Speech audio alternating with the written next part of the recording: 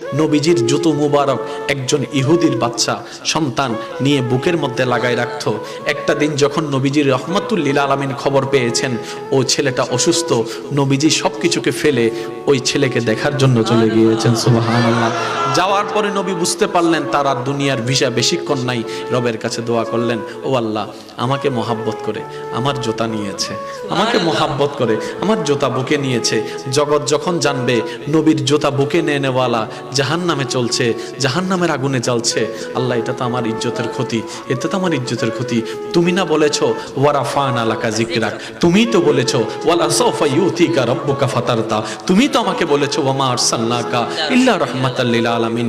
নবীজি যখন রবের কাছে ফরিয়াদ করলেন, রব দোয়া কবুল করলেন। আল্লাহ তাআলা রাসূলকে নির্দেশ দিলেন, আপনি ওকে কালিমা পড়তে পড়েন। সেই কালিমা পড়তে দেরি, ইন্তেকাল হতে দেরি হবে না, ইন্তেকাল হতে দেরি, জান্নাত দিতে দেরি হবে না। সুবহানাল্লাহ।